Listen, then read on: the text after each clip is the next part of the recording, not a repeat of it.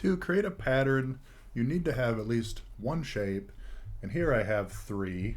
Um, and I'm going to select, one or more objects, and then once I have, the basis of what I want my pattern to look like, select those objects, go up to Object, down to Pattern, Make, and then you have begun making a pattern. This will pop up here saying, notice there's a new swatch in your swatches panel that is the pattern you're creating right now. And once you get done, saving the look of your pattern, then there it is. You can start to use it. So what we're seeing here is like a preview of how this pattern looks, and you have the ability to name it right in here. So I'm just going to call this one something like demo pattern. And then there's different tile types, meaning this is one tile, my pattern here with the three elements that make it up.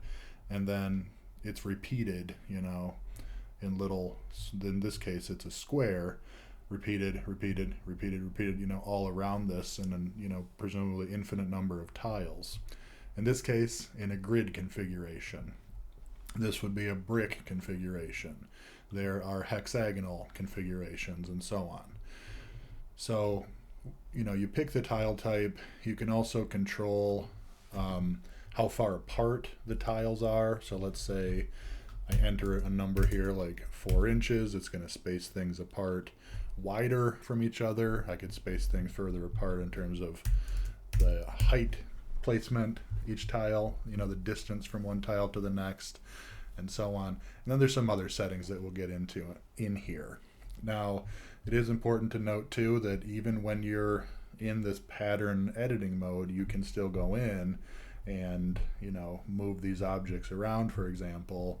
You can change the color of anything in here. These are just interactive vector shapes, just like any other time. It's just you're seeing them within this pattern editing mode.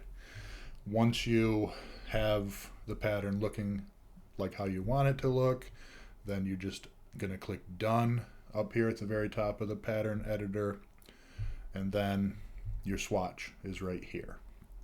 From there, you just create some kind of a shape to contain the pattern. So could be something with the pen tool that you're drawing, could be any basic shape, could be any path if you're using a pattern as a stroke, for example. I'm just going to do obviously a real basic shape here, and then click my pattern swatch, and then it applies to that shape. And there's my container with the pattern inside of it. And we will get into how to further edit and change and control and scale and rotate the pattern elements, but at the heart of it, that's really all there is to creating a basic pattern.